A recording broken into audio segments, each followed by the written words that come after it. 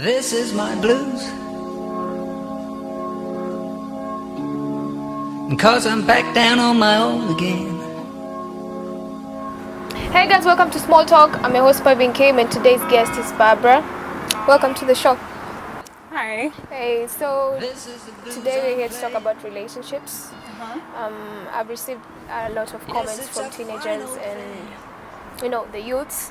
They want to know more about relationships, and since I know that you know about them, that's why I called you here. And yeah, let's talk about them. Relationships. Yeah. The coming together of two people who apparently have a mutual understanding of some way. Could be love, could be money, because we live in a very funny time now. Okay. But I've been seeing girls out here just lurking for money, and I think this is the time to pose a message to parents.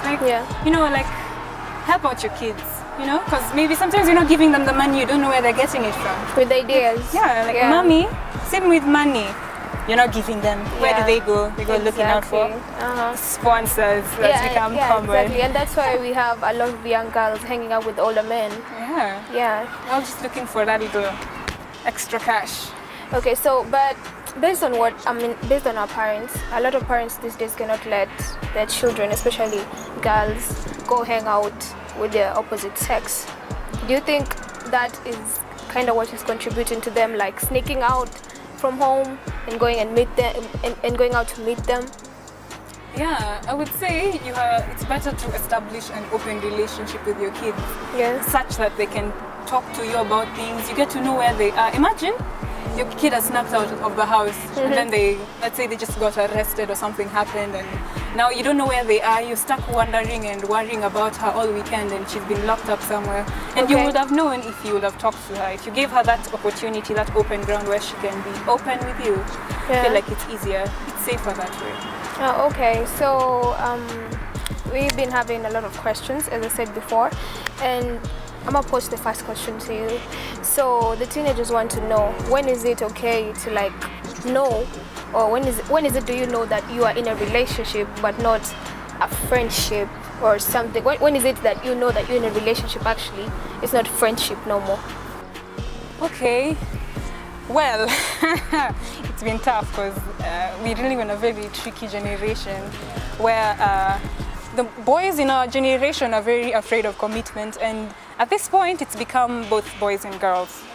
Like everyone wants to have the relationship without the title, or they want an open relationship where you never get questions for everything you do. You just want to be comfortable there. You don't want to be stressed. You don't want to argue. You just want to enjoy the fruits of the relationship. So if you guys haven't DTR'd at the beginning, I don't know when you will, because I feel like y'all are going to stay in that comfort zone and y'all will have the relationship, you just won't have a title. Okay, so do you think it's normal for a person or for two people to have sex on the first day they're meeting?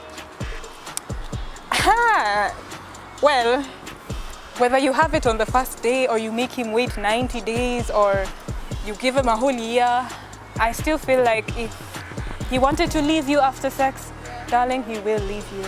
So it's not like if you have with him sex on the first day, he's gonna dump you.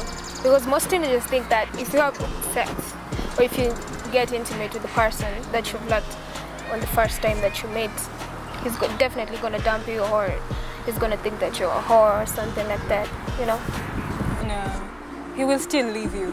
If he wanted to, that's how you get to know if he was just after the sex. If he's after the sex, even if he's waited 90 days and you give it up now, he'll still leave you.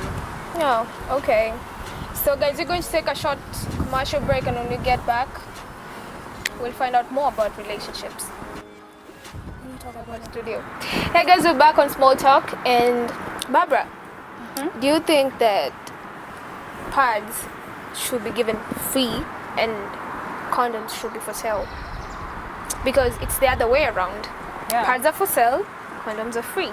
So, well, I have to say, I really think that pads should be free, because the menstrual cycle periods are not it's not a choice. It's not something you wake up and you're like, today I want to flow. okay. And for sex, it's y'all decided you want to have sex. invest in it. You go buy the condom, whatever, and you do it. Because, condoms, like, having them being free, and girls are out here suffering because they can't really get pads. And it's not a choice. When it's something that you've chosen, I feel like you can deal with the consequences. But things that are natural, you don't really have to deal with the consequences if there are ways we can curb it. Okay, but according to the government, like a lot of like teenagers and the youths around the country are engaging in sexual intercourse wherever, like everywhere. Like when they meet in clubs, when they're at like house parties. So that's why the government like says that condoms should be free and pads should be like sold. But also, if we're to look at it in a way that so many people are engaging in stuff, how many girls are getting periods and they don't really have a support structure? Like they're just out in the streets, they can't access anything, they're just out. Why can't they look at it in terms of, you want to look at the things that the vices that the community is doing, sort of looking at the ones that we can help with, like this. Picture that poor girl right there on the streets, can't do anything about it, just gonna sit there and deal with it. Okay, so the government should like have condoms pre-sold and pads be given up for free. Yeah, I am for that. Like, support the girl child.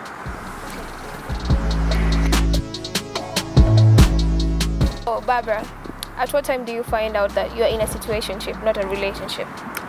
Situationship.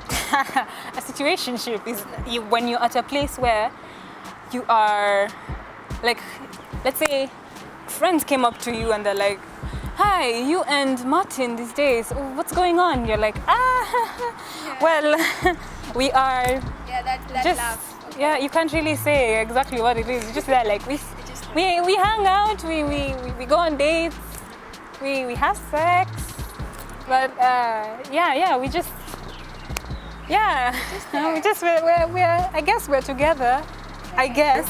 Mm-hmm. Yeah, the moment you really have to look for words to define exactly what's going on. Okay, so we had this question on our page today, and it actually caught my attention. So a girl said that she's been dating a guy for like 7 years. He's never like put a ring on it. What's up with that? 7 years. Yeah, for 7 years. They've been like dating for 7 years. The guy just says he loves her, but he has never like shown that seriousness he needs like to put a ring on it. So yeah, she's stressed. She's like so stressed. She wanted to know if she can just bounce out of it or just stay there. 7 years is a long time. Yeah. So they've just been together for like the guy has a stable job, everything. He's just nothing is holding him back. They live the kind of stay way. Mm-hmm. Yeah. So he hasn't even gone home. But the parents know they live together, but he hasn't done anything, any traditional thing, like the traditional weddings that happen or ceremonies. He hasn't done anything. He's just there, just telling her, I love you, this time for everything, something like that. Yeah. For 7 years. Yeah. A comfort zone. I think he needs to get out of his comfort zone. Why? 7 years is a lot of time. Yeah. Like you've had a lot of time to think about whether you want to be with this person for the rest of your life or you want to call it quits. Okay. But the moment you're still there, 7 years later, we're still talking about whether you want to define what this is. Yeah. I feel like that is so, But it's so wrong. Yeah. But what if you're in love with a person? Love makes people like do us ladies, crazy things. we take too much. Yeah. So she's in love with them because you cannot stay in a relationship for 7 years without anything serious happening if you're not in love with the other person. So how do you get out of that? That is gonna be hard. And there's no, I wish there was an on and off switch for relationships, Yeah. and pain and hurt and all that, but there isn't. Okay. Like it's gonna take a lot of time and a lot of effort, and the guy is still, the problem is the guy is still there. Mm-hmm. He's not cheating, he's not doing anything, he's just being around for her, and he's just not ready to commit. 7 years later, I think it's time we started looking back to what exactly he's afraid of. Mm-hmm. They need to sit down and talk about this now, because I feel like there's a long-term consequence to all this. Okay. And there you have it, guys. That was Barbara. As usual, you got all your questions answered, and goodbye. Wait. 1, 2, 3. Okay. Yes. And Oh my god, okay, what am I? Goja. Breathe in, breathe out. Hi guys, welcome to Small Talk. I'm your host Pavine, and today... What am I? Oh my god. Oh my god, okay. Wait! 1, 2, 3. Okay. Nibo. Ama nimalize in a more light way. Hey guys, thanks for tuning in. Hey guys, and that's the end. Okay. Hey guys, Nibo. Good. Okay.